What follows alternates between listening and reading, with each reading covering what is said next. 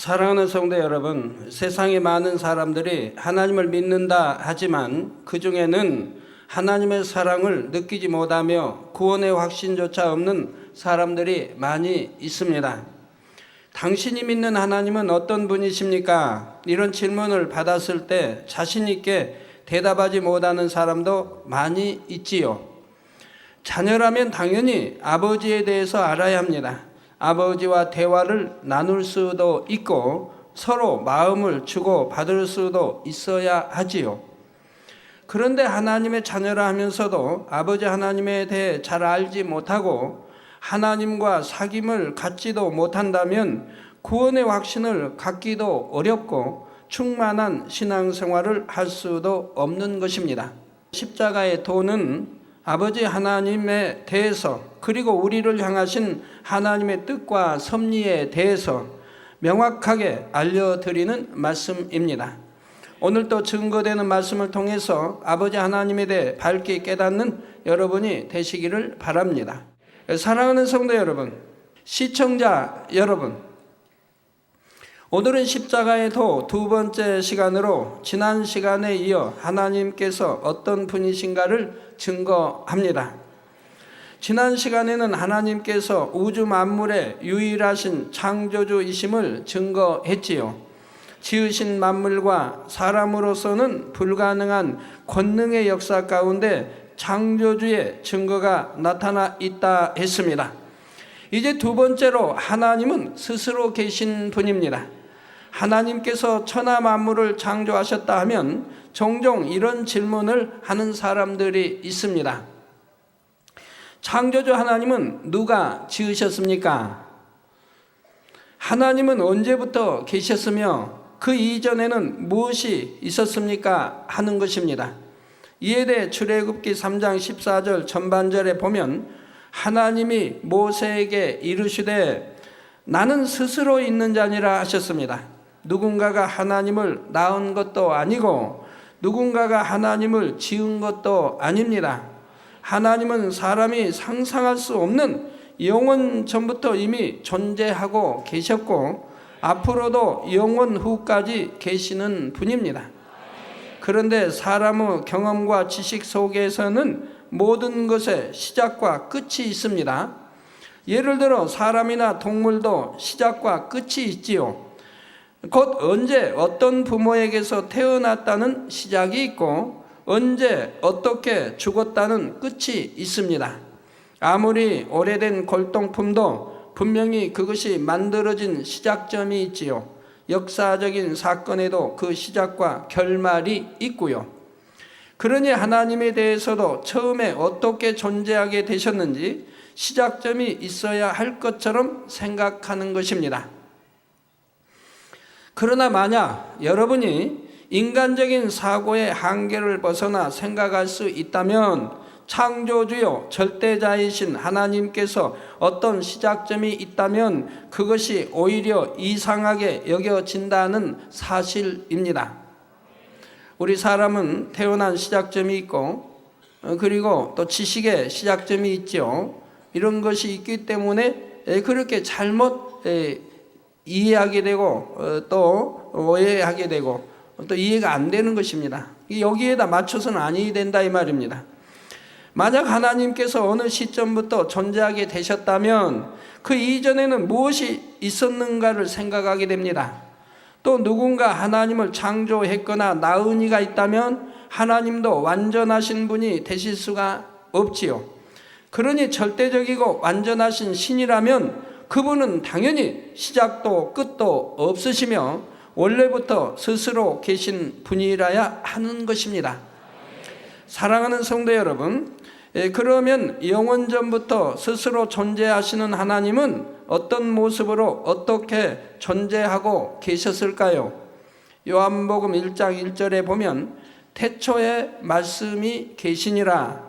이 말씀이 하나님과 함께 계셨으니 이 말씀은 곧 하나님이시니라 했습니다. 여기서 태초는 만물이 창조되기 전 오직 하나님만이 홀로 존재하시던 아득한 오래전의 시간을 말합니다. 피조물인 사람의 제한적인 경험과 지식으로는 결코 이해할 수 없는 영원전을 의미하는 것입니다. 이렇게 영원전부터 스스로 계신 하나님에 대해 말씀이 곧 하나님이라 했습니다. 하나님은 어떤 형상을 입으신 것이 아니라 말씀 자체로 존재하고 계셨는데 이것이 곧 소리입니다. 또한 요한일서 1장 5절에 보면 우리가 저에게서 듣고 너희에게 전하는 소식이 이것이니 곧 하나님은 빛이시라. 그에게는 어두움이 조금도 없으시니라 했지요. 여기서 빛과 어두움이라는 말에는 영적인 의미가 들어 있습니다. 어두움이란 불의, 불법, 죄와 악 등 진리가 아닌 모든 것을 뜻합니다. 반면에 빛이란 죄나 악이 전혀 없는 것이며 사랑, 선, 의 등 진리에 속한 모든 것을 뜻하지요. 그런데 하나님께서는 영적인 의미로 빛이실 뿐 아니라 실제로도 빛으로 존재하고 계셨다는 사실입니다. 이처럼 말씀이신 하나님은 너무나 아름답고 신비로운 빛 가운데 맑고 투명한 소리를 머금은 형태로 존재하고 계셨지요. 사람이 상상할 수 없는 아름다운 빛 속에 맑고 투명하며 감미롭고 부드러우면서도 온 우주를 울릴 만한 웅장한 소리로 존재하셨던 것입니다. 이처럼 빛과 소리로 존재하시던 하나님께서는 어느 시점에 이르러서 인간을 창조하려는 마음을 품게 되셨습니다. 서로 사랑을 주고받을 대상을 얻기 원하신 것이지요. 이러한 인간에 대한 모든 계획을 이루기 위해 먼저 하나님께서는 삼위 하나님으로 분리가 되십니다. 성부 하나님으로부터 장차 인류의 구세주가 되실 성자 예수님, 그리고 보혜사 성령님께서 분리되신 것입니다. 이렇게 해서 세 분으로 각각 존재하게 되셨지만 이 세 분의 근본은 동일하십니다. 그래서 삼위일체라고 표현하는 것입니다. 이렇게 삼위일체로 분리가 되시면서 하나님은 구체적인 형상을 입게 되셨습니다. 그 형상이 어떤 것인지 창세기 1장 26절에 잘 나와 있지요. 우리의 형상을 따라 우리의 모양대로 우리가 사람을 만들고 하신 것입니다. 하나님의 형상을 따라 하나님, 성부, 성자, 성령 삼일째 하나님의 형상을 따라 우리의 모양대로 또 성부, 성자, 성령 삼일째 하나님의 모양대로 우리가 사람을 만들고 했으니까 우리 모양을 보면 하나님이 어떻게 생기셨다 하는 것을 알 수가 있죠. 즉 삼위 하나님께서 사람을 지으실 때에 하나님의 형상을 따라 지으셨다는 사실입니다. 물론 사람은 겉모양만 아니라 마음도 하나님의 마음을 따라 지음받았지요. 그러나 아담의 범죄 이후 하나님의 마음을 닮았던 마음이 변질되어 점차 하나님과는 멀어지게 되고 맙니다. 여기에 대해서는 앞으로 상세히 설명될 것입니다. 사랑하는 성도 여러분, 피조물인 사람과는 달리 스스로 계신 하나님은 영원 전부터 영원 후까지 계신 분입니다. 스스로 계신 하나님만이 완전하신 참 신이시며 우리가 경배하며 사랑할 대상이지요. 그런데 어떤 사람들은 이러한 하나님을 알지 못하므로 사람이 만들어낸 우상을 섬기고 있습니다. 금속이나 나무, 돌 같은 것으로 형상을 깎아놓고 누가? 우리 사람이 깎아놓고 그 앞에 가서 절을 하는 것입니다. 만약 여러분이 낳은 자녀가 여러분을 몰라보고 다른 사람에게 가서 엄마, 아빠 하면 여러분의 마음이 얼마나 아플까요? 마찬가지로 사람이 자신을 창조하신 하나님을 찾지 않고 사람들이 만들어낸 우상을 섬긴다면 하나님의 마음이 얼마나 아프시겠습니까? 그러므로 하나님께서는 우상 숭배를 매우 싫어하십니다. 출애굽기 20장 3절에서 5절에 너는 나 외에는 다른 신들을 내게 있게 말지니라.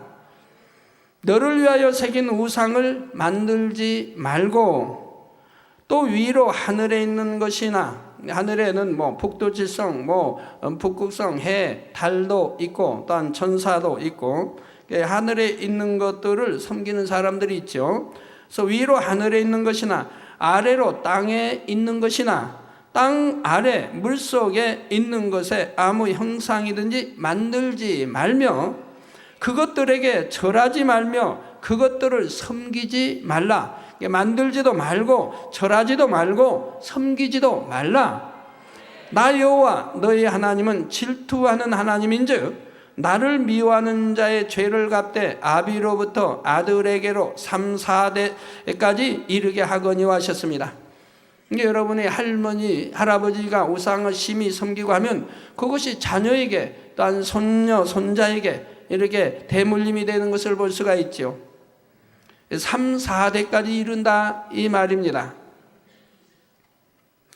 여기서 하나님은 질투한 하나님인즉 하니까 어이구 하나님도 질투를 하십니까? 그러면 여러분 부모님들, 여러분이 낳은 자녀가 여러분들을 엄마 아빠를 하지 아니하고 이웃집 아저씨 아주머니를 보고 엄마 아빠 하면 여러분 어찌 질투 안 나겠습니까? 남 관계가 아닌데 오직 스스로 계신 하나님 한 분만이 참 신이시며 우리는 그분만을 경배하며 섬겨야 하는 것입니다. 여기서 한 가지 더 기억할 것이 있습니다. 바로 이 땅에 오신 구세주 예수님께서도 그 근본이 창조주 하나님과 하나이시기에 사람이 예수님의 부모가 될 수 없다는 사실입니다. 물론 예수님께서 구세주가 되기 위해 이 땅에 오실 때는 육신을 입고 동정녀의 몸에서 태어나셨지요. 그러나 이때도 마태복음 1장 18절 후반절에 그 모친 마리아가 요셉과 정혼하고 동거하기 전에 성령으로 잉태된 것이 나타났더니 했습니다. 왜 이 말씀을 기록했습니까? 자, 그 모친 마리아라고 한 것은 제자들 편에서 기록을 하기 때문에 그 모친이란 말이 들어간 것입니다. 그 모친 마리아가 요셉과 정혼했다 이 말입니다. 정혼하고 동거하기 전에, 이게 중요하죠. 동거하기 전에 성령으로 잉태된 것이 나타났더니 라는 말씀은 요셉의 핏줄을 또는 기를 받지 아니했고 마리아의 핏줄을 기를 받지 아니했고, 자, 남자인 요셉의 정자와 또 여자인 동정녀 마리아의 난자를 통해 잉태된 것이 아닌 성령으로 잉태된 것을 분명히 강조하기 위해서 이렇게 기록을 해놓았다 이 말입니다.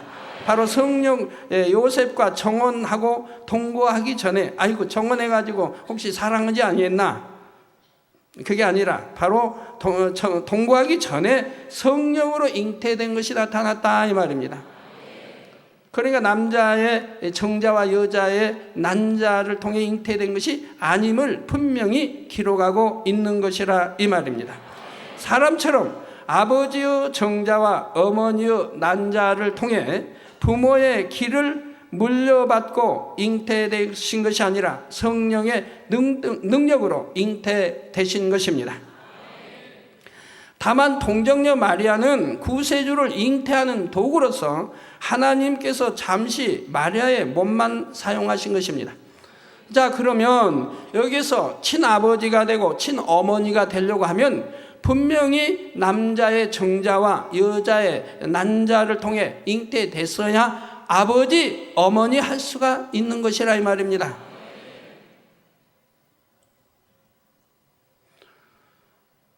또 그런데 성령으로 잉태되어 나오시기 위해서 몸만, 배만 빌었다 이 말입니다. 그런데 배만 빌었는데 어떻게 해서 어머니가 될 수 있는 것이냐 이 말입니다. 어떻게 어머니가 될 수 있냐 이 말입니다. 단 더더구나 성모가 될 수 있느냐 이 말입니다. 거룩할 성, 어미모자 어떻게 거룩한 성모가 될 수가 있느냐 이 말입니다. 더더구나 말이 안 되죠. 여러분 만약에 아기를 낳지 못한 분들은 남자의 정자와 여자의 난자를 빼서 잉태시키는 법이 있습니다. 그러면 어느 배를 빌어서 잉태했던가, 어떤 도구를 통해서 잉태시켜서 나왔다고 하면 그 도구가 아버지가 되고 어머니가 될 수 있으며, 다른 배를 빌어서 잉태시켜 나왔다 해서 아버지, 어머니가 될 수 있습니까? 이건 씨바지가 아니라 다른 남자의 정자와 난자를 다른 몸에다가 배만 빌어서 잉태를 시켰다 이 말입니다. 그런다면은 바로 어머니나 아버지가 될 수 있느냐 이 말입니다. 될 수가 없지요. 그래서 성경은 분명히 말씀하고 있습니다. 우리 예수님께서, 우리 주님께서 한 번도 동정녀 마리아를 향하여 어머니라고 한 적이 없습니다. 자, 유념해 보시면 제자들 편에서 기록할 때 그 모친 또는 어머니라고 표현을 썼습니다. 우리 주님은 분명히 여자라고 표현했습니다. 여자요. 그러면 우리 주님께서 어머니라고 표현한 적이 있습니다. 그러면 그 뜻은 무엇입니까? 십자가에서 달려 계실 때에 제자인 요한을 향하여 내 어머니라 그랬습니다. 즉 이제 주님만 이렇게 참 섬기고 바라며 사신 분이, 홀로 사신 분이 지금 주님이 비참하게 십자가에 달려 이렇게 운명하실 때 얼마나 힘들고 외롭겠습니까? 그렇기 때문에 사랑하는 제자 요한을 향하여서 내 어머니라, 즉 내 어머니처럼 섬기라고 말씀한 겁니다.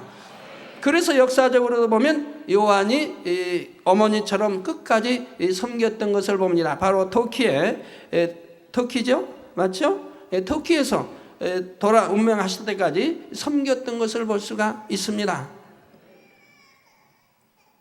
밤모섬이 유배되고 나온 다음에 또 끝까지 섬겼던 것을 볼 수가 있지요.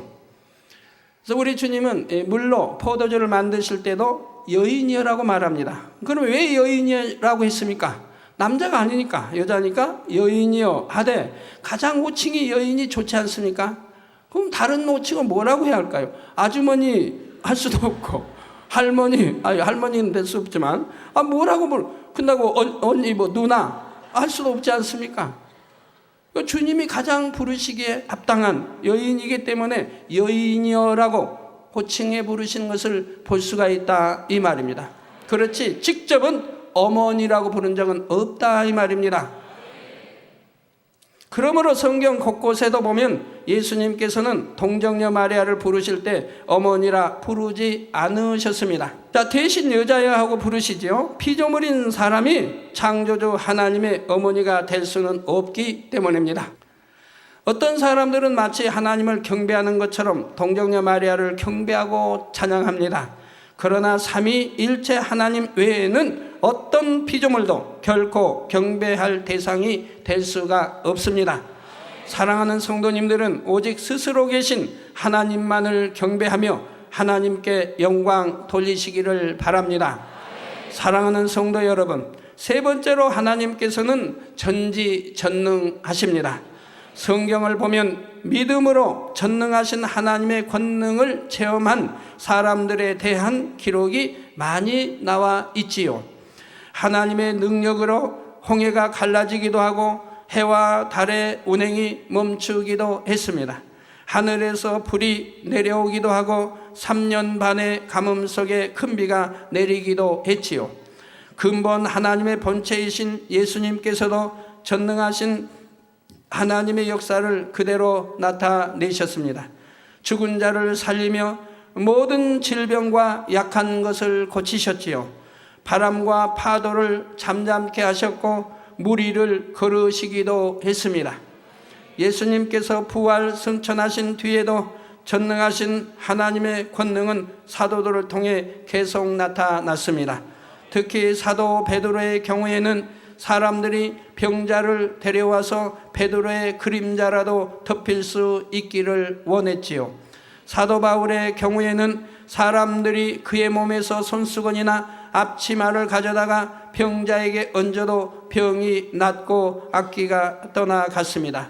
바울의 권능이 심히 크므로 손수건이나 앞치마를 통해서까지 하나님의 역사가 나타날 정도였다는 사실입니다. 여러분들은 현실로도 보고 계시지 않습니까? 우리 얼마나 많은 일꾼들이, 많은 우리 성도님들이 이 손수건을 통해서 수많은 사람들을 치료하고 있습니까? 또한 손수건 집회가 세계 곳곳에서 일어나고 있지 않습니까?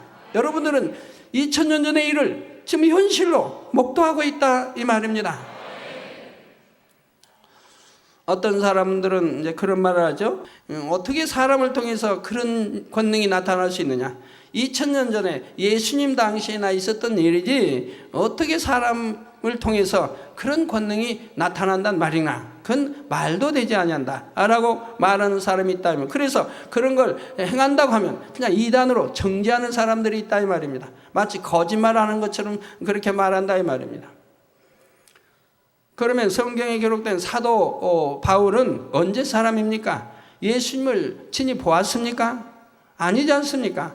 예수님이 부활 후 승천 후에 우리 주님을 만났는데 그것도 친히 육을 입은 몸을 만난 것이 아니라 영으로 만났다 이 말입니다. 그리고 영의 음성을 들었다 이 말입니다. 그리하고도 그런 권능을 행했던 것을 볼 수가 있다 이 말입니다. 더더구나 2000년 전도 아닌 2000년 후에 지식에 지식을 더하며 모든 것이 빨라지며 죄로 아주 이렇게 관영한 세대에 하나님의 기사와 표적이나 권능을 보지 못한다고 하면 어떻게 참 믿음을 가질 수가 있겠습니까? 그런데 히브리서 13장 8절에 보면 예수 그리스도는 어제나 오늘이나 영원토록 동일하시니라 했습니다. 2000년 전에도 3000년 전에도 1000년 전에도 오늘도 동일하게 역사하시고 계시는 것입니다. 이 말씀처럼 예수 그리스도를 통한 하나님의 권능도 성경에 기록되던 당시에만 있었던 것이 아니라 오늘날도 얼마든지 나타날 수가 있습니다. 본 교회에는 바로 이러한 역사들이 개척 이래로 끊이지 않고 나타납니다. 매주마다 전국 전 세계에서 난치, 불치의 각색 병들을 치료받은 간증이 들어오지요. 더구나 제게 직접 기도받은 것이 아니고 인터넷이나 화상을 통해서만 기도받고도 놀라운 하나님의 역사를 체험하는 것입니다. 결혼하여 수년 동안 심지어 수십 년 이상 아기를 갖지 못하던 부부가 기도받은 후 잉태한 경우도 수도 없이 많이 있습니다. 우리나라뿐만 아니라 전 세계 많이 있지요. 해외에 계신 분들은 팩스나 이메일로 기도 제목과 사진을 보내오지요. 그럴 때도 사진에 손을 얹고 기도해주면 시공간을 초월하여 하나님의 권능이 나타납니다. 그중 파키스탄의 신시아라는 한 소녀는 셀리악이라는 질병으로 죽어가고 있었습니다. 몸이 너무 쇠약해져서 수술도 받을 수 없었고 의사들도 신시아를 살릴 방법이 없다 했지요. 그런데 마침 한국에 대전에 와 있던 신시아의 언니가 저에게 신시아의 사진을 가져와서 기도를 받았습니다. 제가 사진 위에 기도해 준 바로 그 시간부터 신시아는 급속히 건강을 회복하기 시작하였고 얼마 지나지 않아 건강하게 태어날 수가 있었지요.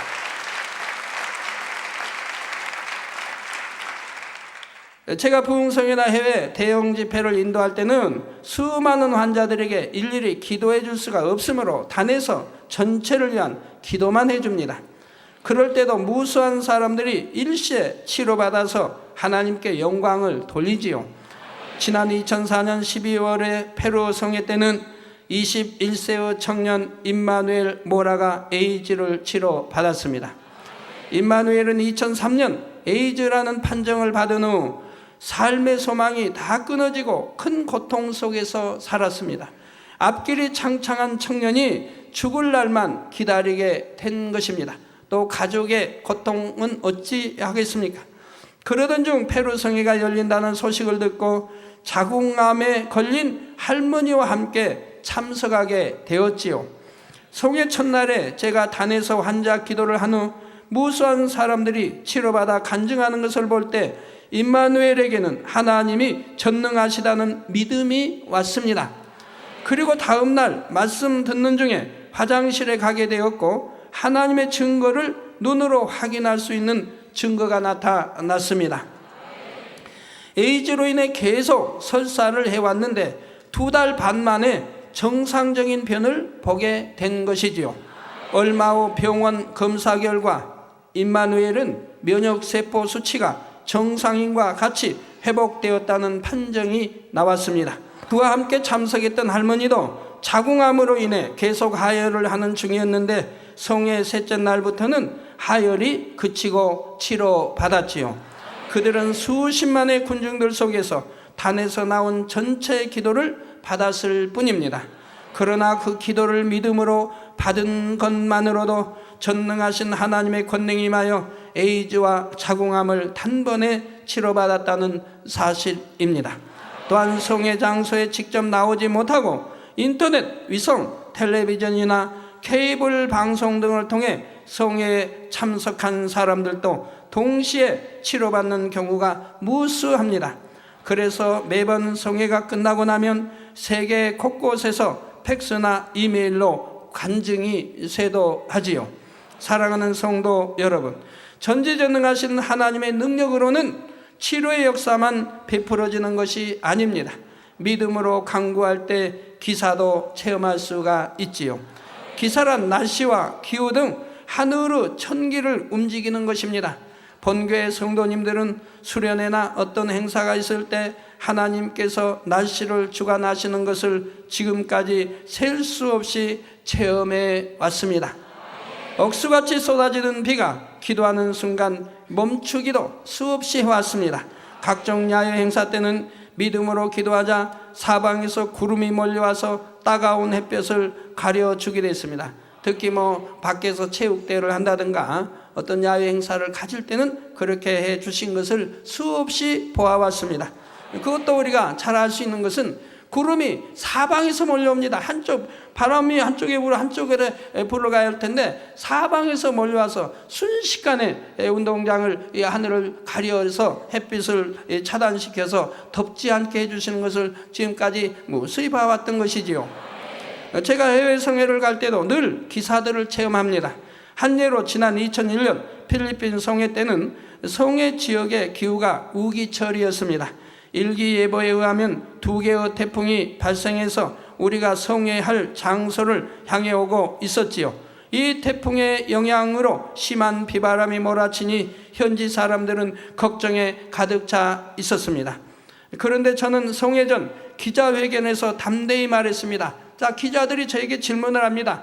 이렇게 성회 장소, 성회가 열리는 때 이렇게 태풍이 2개씩이나 오고 있는데 성회를 어떻게 치를 수 있겠습니까? 하고 기자들이 저에게 질문을 해왔다 이 말입니다. 그래서 저는 담대하게 말했습니다. 태풍이 물러가거나 중간에 소멸되어서 우리 성회는 전혀 지장을 받지 않을 것입니다. 여러분들도 직접 체험하게 될 것입니다 라고 말했지요. 과연 그 믿음의 고백대로 태풍 중에 하나는 필리핀에 이르기 전에 소멸되어 버렸습니다. 또 다른 하나는 갑자기 진행 방향을 바꾸어 버렸고요. 성회는 시종 맑은 날씨 속에 진행되었고 이것을 지켜본 현지인들은 기적이라고 고백했지요. 밤 집회죠. 집회 때는 또 무지개 제가 이야기를 하는 날은 즉시로 그 순간에 무지개로 또 둘러서 모든 성회에 참석하는 사람들이 보고 참 환호를 했던 것을 볼 수가 있습니다. 사랑하는 성도 여러분, 그 밖에도 본교에 나타난 전능하신 하나님의 증거들은 몇 날 며칠 밤을 꼬박 세워도 다 말할 수가 없습니다. 질병과 연약함의 치료는 물론 갖가지 희한한 능과 표적들, 구름과 별들과 각종 무지개 등의 기사를 비롯하여 일일이 그 수를 다 헤아릴 수가 없지요. 지난주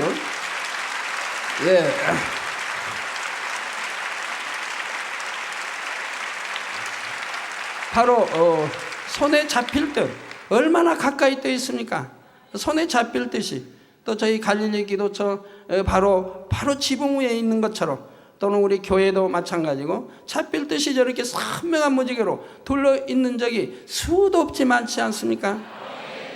지금까지 촬영한 것만 해도 아마 수천이 넘을 것입니다. 지난주에는 우리 이제 DC 오케스트라가 사택을 방문했어요. 근데 방문하는 날인데 이상하게 아침부터 제가 이제 저희 방에서는 창 밖이 잘 보이죠. 공원이 보이고 하늘을 보니까 구름이 굉장히 많은 구름들이 하늘에서 쏟아져 나옵니다. 쏟아져 나오고 제가 바라보고 있는 창밖에 또 사라지고 나오고 사라지고 늘 합니다. 그래서 오늘은 유난히 더 많은 구름이 저렇게 한다 했더니 니시오께 들어갔는데 보니까 이 구름이 나타나고 사라진 것을 한 번도 보지 아니한 자매가 있더라 이 말입니다. 그래서 그 자매를 보고 자 보라고 했죠. 자 보라고. 내가 단의 선물을 말하던 것이 실제 이렇게 일어나지 않느냐고 보라고 했습니다. 많은 구름들이 여기저기서 금방금방 생겨나고 또 보지 않으면 금방 사라지고 생겨나고 사라지라는 것을 바로 눈앞에서 얼마 떨어지지 않은 거리에서 볼 수가 있었습니다. 그래서 갈 때 그 자매가 말합니다. 자기는 난생 처음 보았다고 이제 이렇게 시인하는 것을 보았습니다.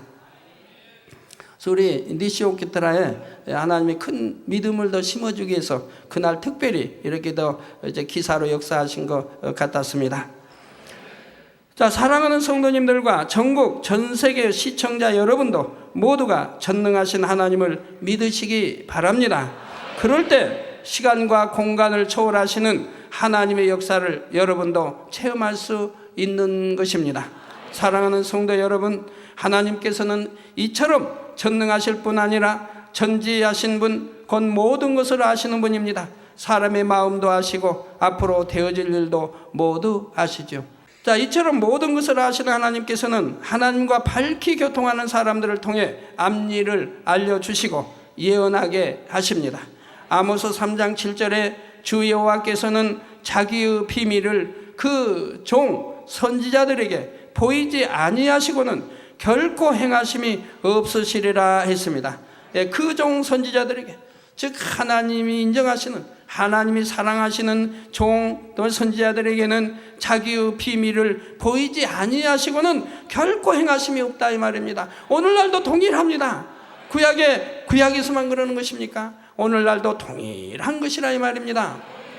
이 말씀처럼 하나님께서 선지자들에게 알려주신 수많은 예언들이 성경 곳곳에 기록되어 있지요. 인류의 구세주가 오심, 이스라엘의 멸망과 재건, 또한 마지막 때까지 세계의 흐름에 대해서도 상세하게 예언되어 있습니다. 성경의 예언들은 기록된 그대로 성취되어 왔으며 아직 성취되지 않는 것들은 마지막 날 주님의 재림에 이르기까지 이루어질 일들이지요. 오늘날도 하나님께서는 하나님과 교통하는 사람들을 통해 앞일을 알려주십니다. 본 재단에서도 그동안 하나님께서 주신 많은 예언의 말씀들을 성도님들께 전해드렸죠.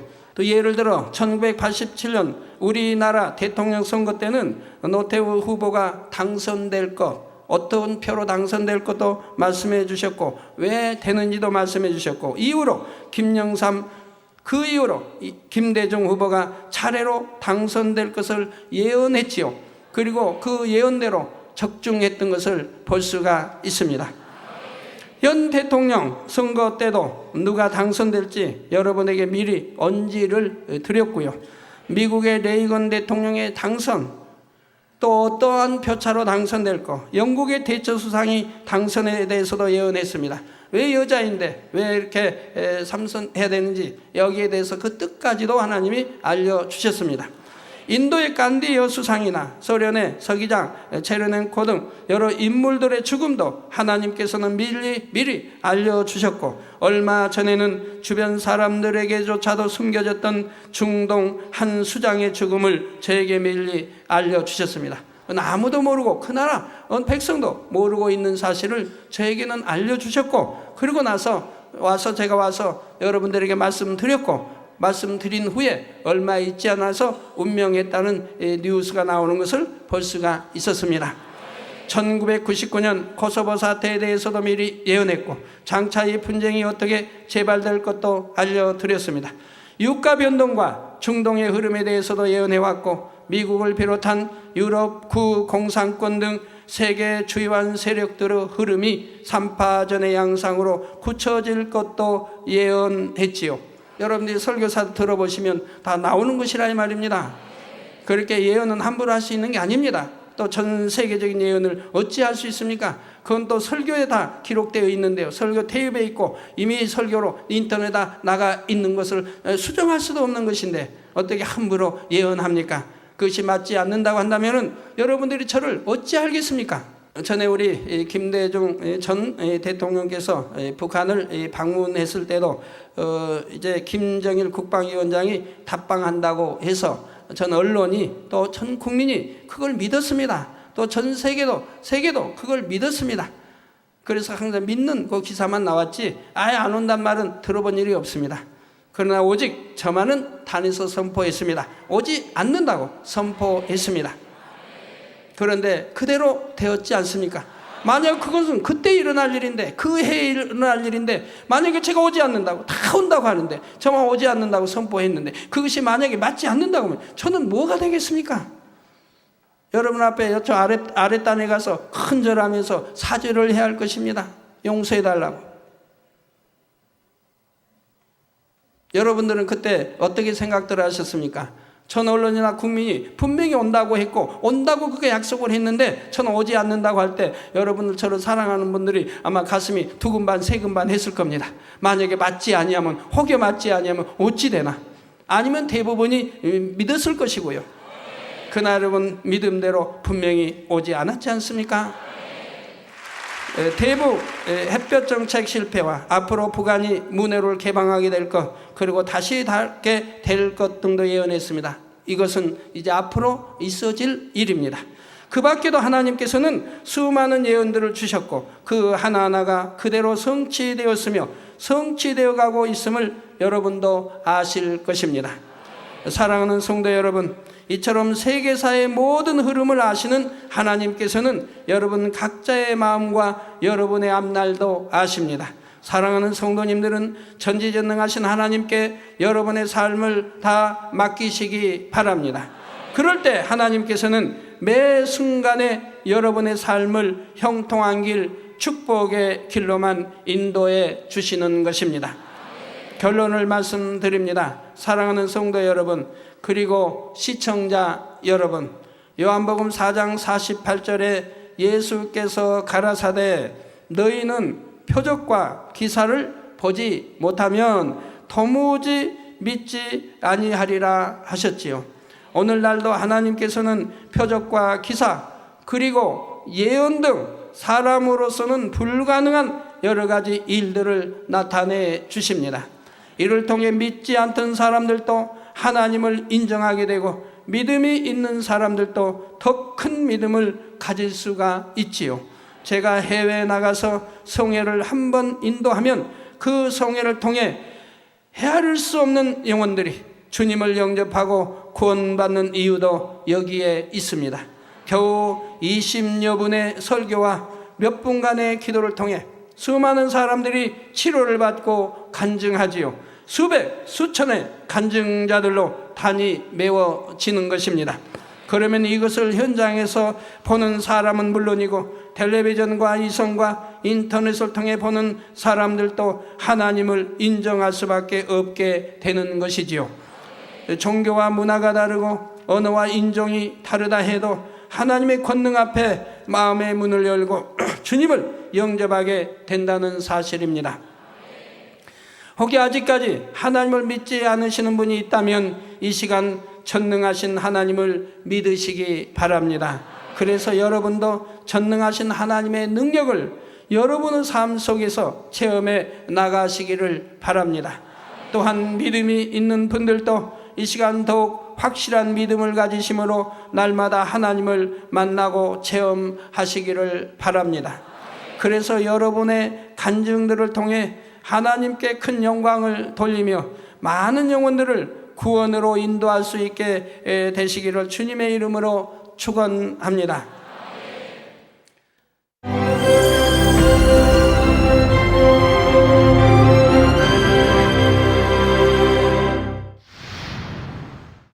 할렐루야. 전능하신 사랑의 아버지 하나님, 이 시간 기도받는 모든 성도님들 위해 안수하여 주옵소서.